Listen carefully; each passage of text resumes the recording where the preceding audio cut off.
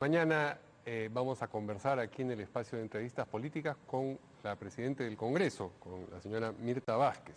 El motivo de esta entrevista, entre otras cosas, es lo que ha anunciado la bancada de Podemos por boca de su vocero, en el sentido de que piensan presentar una moción de censura a la mesa directiva que evidentemente encabeza la señora Mirta Vázquez. Esto tendría consecuencias muy serias no solamente en el Congreso, sino podría tenerlas también respecto del Ejecutivo, porque tenemos que recordar que el señor Sagasti ejerce la presidencia de la República porque es el presidente del Congreso. Licencia de esa función es que llega a la presidencia de la República durante este gobierno, digamos, interino. Bien, vamos a conversar entonces sobre este asunto con Mirta Vázquez, a la que le damos los buenos días. ¿Cómo está, congresista? Bien. Muy buenos días, Mario. Gracias por la entrevista. Bien, ¿qué es lo que ha ocurrido? ¿Por qué la bancada de Podemos pretende censurarla en buena cuenta a usted, que es la presidenta del Congreso? El señor Aarón Espinosa, el vocero de la bancada, ha dicho que hay muchos argumentos, ha mencionado argumentos que puso por delante la congresista García, de esa misma bancada, y también ha dicho que usted lo insultó y le ha dicho falsificador de firmas. ¿Son esas las razones, cree usted, por las que buscan censurarla? Bueno, yo creo que a todos nos queda claro que hay bancadas como Podemos Perú que tienen una clara vocación desestabilizadora y creo que golpista, y eso ha sido clarísimo, creo, desde que iniciamos este Congreso. Eso creo que queda absolutamente verificado de las acciones que ellos han generado. Nunca tienen una razón suficiente, pero siempre están promoviendo la desestabilización dentro del Congreso. Pero creo que, Mario, hay que empezar a denunciar fuertemente justamente estas actitudes de una bancada que además no hay que perder de vista que más de la mitad de esa bancada están en campaña política y siempre necesitan de estas estrategias para mantenerse, digamos, vigentes y para seguramente generar pues titulares que les permitan estar en la palestra para ganar votos. Y yo creo que esa actitud se vuelve no solamente irresponsable, sino inmoral, además en medio de una situación en la que está viviendo el país. Estamos en una crisis absolutamente aguda, enfermos, muertos, y a estos señores no les importa nada. Yo creo que eso hay que denunciarlo fuertemente, Mario. ¿Hay alguna otra bancada, entiende usted, que está detrás de esta misma iniciativa? No, por suerte yo creo que las demás bancadas en el Parlamento en estos últimos meses, sobre todo, hemos colaborado todos con llegar a mínimos consensos. Está claro que no podemos estar de acuerdo en todas las acciones ni las propuestas que tengamos, pero creo que todas han sido suficientemente democráticas, han cedido a llegar a consensos mínimos y eso hay que valorarlo. Finalmente, estas voces desestabilizadoras que tenemos dentro del Parlamento cada vez se aíslan más y creo que también se vuelven más repudiadas por el resto de bancadas democráticas, ¿no? ¿Tiene usted la certeza de que eso va a ser así? Porque en la última vacancia también todos comentábamos es inverosímil que esto vaya a prosperar, en fin, y luego como si fuese una bola de nieve, la situación va creciendo y ya nadie sabe de qué forma termina materializándose en un escenario indeseable. Sí, Mario, yo creo que nunca hay que descartar alguna posibilidad. La censura es, digamos, un tema posible legalmente. Sin embargo, yo creo que la mayoría de bancadas está valorando todo el esfuerzo que estamos haciendo en estos últimos meses para sacar adelante el Parlamento. Hemos sido lo más democráticos posible, hemos estado llegando a consensos para sacar leyes importantes en diversos sectores. Hemos estado en un esfuerzo muy importante. Yo creo que estos últimos días, además, entre todas las fuerzas políticas hemos desentrampado procesos que son justamente para luchar contra la corrupción. Después de 30 meses hemos aprobado las acusaciones constitucionales contra los ex magistrados del CNM. Entonces yo creo que hay un conjunto de acciones que han sido producto del esfuerzo de todas las bancadas y yo confío que eso haga pensar en que en este momento de ninguna manera cabe una censura, una desestabilización cuando estamos caminando ordenadamente, ¿no? Ahora, para estar claros, poniéndonos un momento en el escenario de que prosperase la censura, eso se traería abajo no solamente la mesa directiva. Sí, eso es muy peligroso, Mario, porque no solamente significa la censura de una presidenta, no significa la censura de una mesa que está dirigiendo el Parlamento, sino que podría apuntar, y eso también hay que mirarlo de manera seria, podría apuntar desestabilizar el Ejecutivo, ¿no? Entonces, creo que en medio de esta situación sanitaria que vivimos, lo peor que puede suceder es esta suerte de procesos desestabilizadores que ya vemos que abonan mucho al tema de cómo se está gestionando la salud en el país. Si no se hubiese suscitado la vacancia pasada, probablemente hubiésemos ganado mejor tiempo para atender la situación de emergencia del país. ¿Ha conversado usted con sus colegas de la mesa directiva sobre este asunto? Porque representan cada uno de ellos a una bancada distinta. Sí, la mesa directiva en realidad estamos en una postura clara de trabajo conjunto. ¿Ha conversado después de que anunció Podemos el intento o la vocación de censura? Sí, en realidad siempre lo conversamos porque no es la primera vez que Podemos está lanzando esta amenaza. La viene lanzando desde que nosotros asumimos la mesa directiva desde noviembre. Estos últimos días es verdad que por su campaña política han levantado nuevamente esta bandera, pero siempre lo conversamos y estamos claros en que nuestra mesa directiva va a trabajar de manera conjunta, colaborativa y no estamos dispuestos tampoco a un intento de división entre nosotros, ¿no? Ahora, llama la atención que el señor Urresti, que pertenece a la bancada y que es el candidato presidencial y que en consecuencia sería quien más se beneficiaría de un efecto de campaña como el que usted está describiendo, no haya opinado sobre este particular. Es como si dejara que los alfiles o los peones fuesen por delante con esa causa. ¿Usted cree que él también está alineado con la idea de la censura? Dice el viejo dicho que el que calla otorga, ¿verdad? Y aquel que no marca de estas posiciones golpistas creo que se vuelve cómplice de las mismas. Entonces, a nosotros no nos parece extraño que él no se haya pronunciado. Creo que en el fondo hay una situación que lo puede favorecer y por eso muchas veces no ha marcado como debería de estas posiciones tan radicales, ¿no? Ahora, ¿qué hay de los... ellos dicen argumentos para censurarla? Por un lado, se menciona su actitud, en tanto presidente del Congreso, a propósito de la iniciativa legislativa sobre la ONP. Le censuran el hecho de que haya procedido muy rápido, el hecho de que haya votado en abstención. ¿Cuál es la causa de la ojeriza sobre ese particular? No tenemos la menor idea, yo creo que han sido todos pretextos porque acuérdense que primero me amenazaron con censurarme porque decían que si me demoro en contestar la demanda, entonces estoy generando una dilación, digamos, malintencionada. Luego me amenazaron por contestar rápido, ¿no? Por la diligencia que tuvimos en avanzar con esto. Luego dijeron que no queríamos contratar abogados especializados. Yo les cursé un documento a ellos diciendo que propongan los abogados que quieran que contratemos. No nos contestaron nunca, Mario. Ahí tenemos el cargo respecto a ese tema. Luego amenazan de que si no defienden bien el tema, pues también nos van a censurar. Ahora dice el señor Aarón Espinosa que yo lo acusé alguna vez de falsificar firmas, porque habría falsificado firmas de representantes de bancadas que no firmaron un documento. Creo que ese es el...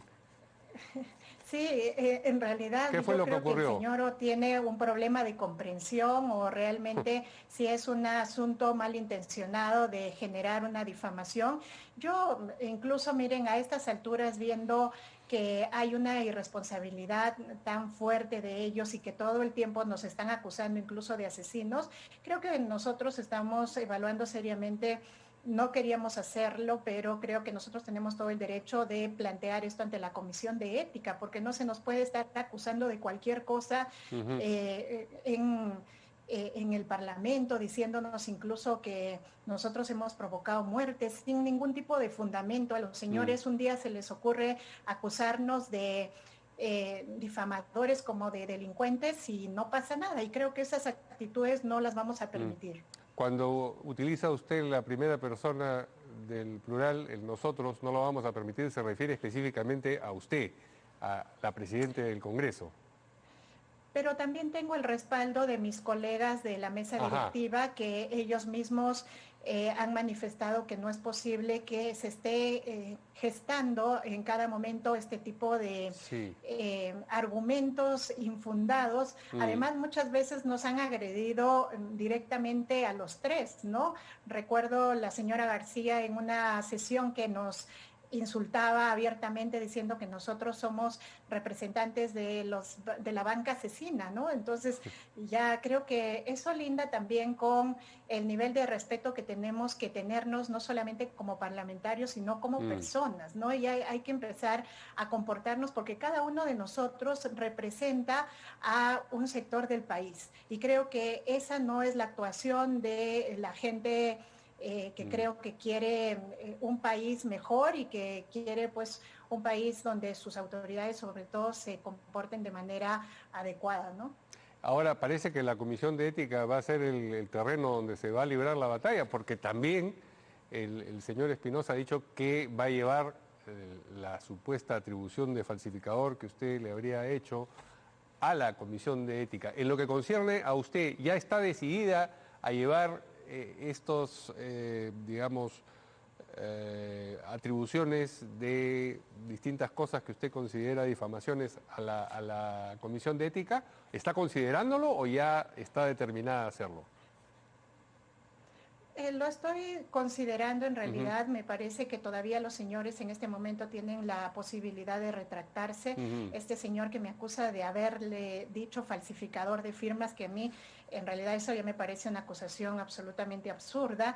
Él atribuye que yo le hice esa acusación, además en una junta de portavoces, pues tenemos a todos los portavoces de testigos y creo que fácilmente eso se puede dilucidar, ¿no? Entonces, ahora, creo que antes de seguir generando estos problemas, ojalá que colaboren retractándose con estos asuntos, ¿no? Ahora, seguramente la circunstancia de si usted dijo o no dijo falsificador será fácilmente comprobable con los testimonios de los otros integrantes de esa reunión de la Junta de Portavoces. Sin embargo, se puede transmitir un contenido de una manera un poco más elaborada. Usted le atribuyó haber presentado firmas que no habían sido, digamos, hechas por quien decían, lo que sería en buena cuenta falsificador de firmas, firmas falsas. No, yo lo que... No. Yo creo por eso que el señor tiene un problema de comprensión, ¿no? Porque, y ahí lo pueden ratificar todos los portavoces, lo que estuvimos planteando en aquella oportunidad, que es que Podemos quería interrumpir la sesión de la aprobación del presupuesto público, que estábamos en realidad en una sesión, además con mucha urgencia para que esto se pueda aprobar, y ellos querían irrumpir para que se trate el tema de la ONP. Entonces nosotros le decíamos que lo de la ONP podía entrar a la próxima sesión permanente, y el señor apareció con un acta donde habían 6 firmas, ¿no? Y él decía 6 bancadas, es decir, la mayoría de bancadas estamos pidiendo que se pueda incluir el tema. Y cuando revisamos en realidad entre todos las firmas, obraba en primer término la firma de él y del señor Luna, que pertenecen a un solo partido. Entonces yo les decía en primer término que no son la aritmética está equivocada, sí. Así es, ¿no? Entonces, a lo mejor se refiere a eso, pero también otra cosa fue que habían las firmas de Acción Popular y de Alianza para el Progreso, que eran de los... uno era del segundo vocero y el otro era del tercer vocero. Entonces, los voceros titulares de esas bancadas dijeron que la posición de los voceros que habían firmado no necesariamente representaba la posición del partido. Entonces usted estaba cuestionando la autoridad de la firma de esos voceros, exacto, no el hecho ¿no? de Entonces, que la firma correspondiera a la persona. Claro, o sea, jamás vamos a decir que hay una firma falsificada, sino que lo que intentábamos entre todos es ver cuánta legitimidad y respaldo político hay de cada una de las bancadas. Y yo creo que el señor tiene un problema de comprensión porque ahora él viene a decir que lo acusamos de falsificador de firmas, entonces sí creo que tiene que él volver a repensar qué es lo que se estaba planteando y tal vez se dé cuenta del error, ¿no?, que está cometiendo. Ahora, ¿cómo tendría que materializarse esta iniciativa de censura? Ellos han dicho que será en febrero, bueno, febrero es la próxima semana. Presentan una moción y eso se vota sencillamente primero la admisión de la moción o se va de frente al intento de censura. Sí, bueno, en primer término la censura en realidad es una moción que se puede presentar incluso con una firma, ¿no? Entonces, por eso es que digo, las posibilidades legales de que ellos presenten son perfectamente viables, pero yo creo que ya en la votación, porque esto se somete a una votación en el Pleno, yo confío en que la mayoría de fuerzas políticas pues rechace un intento de esta naturaleza, además que no tiene ningún asidero, o sea, no tiene el menor asidero, ¿no? Muy bien. Vamos a dejar de lado para terminar la entrevista el asunto de la censura y vayamos a otro asunto muy importante que tiene que ver con las medidas anunciadas ayer por el presidente de la República. ¿Cómo ven ustedes del Congreso esas medidas? ¿Les parecen suficientes? ¿Les parecen adecuadas? ¿Les parecen excesivas? En fin, hay muchas maneras de verlas. Sí, bueno, yo quiero decir, Mario, de que las medidas son necesarias. En realidad son necesarias teniendo en cuenta la situación que vivimos en el país, que es gravísima. La pandemia está en un nivel absolutamente agudo y creo que medidas de esta naturaleza son necesarias, pero todavía sentimos que hay una necesidad de complementarlas. Son insuficientes en este momento porque tienen que ser parte de un plan más integral. Por ejemplo, ayer nosotros sentimos la ausencia de que en estas medidas no se haya incorporado el rol de los gobiernos locales, gobiernos regionales. Sentimos que faltó la ausencia de anunciar medidas complementarias como atención económica para la población que necesita subsistir si es que hay un confinamiento. Más tarde se anunciaron de que en la web y digamos, en las redes sociales de la PCM se anunció un bono, pero hablaba solamente de un bono para 4.2 millones de familias en extrema pobreza, y debemos recordar que este error ya se cometió en la pasada situación que asumimos, donde, claro, se focalizaba la medida a los sectores de extrema pobreza y pobreza, cuando los sectores más golpeados probablemente son los sectores medios, que son gente, algunos realizan oficios independientes, profesionales independientes, que también dejan de trabajar y necesitan subsistir, ¿no? Entonces creo que hay que hablar y hay que reevaluar esta medida como un tema de un subsidio universal. Hay que vincularnos a las iniciativas comunitarias. En este momento lo que está mejor funcionando para luchar contra el hambre son las ollas comunes, y hay que mirar dónde están, ver los apoyos, poner en vigencia todos los programas sociales.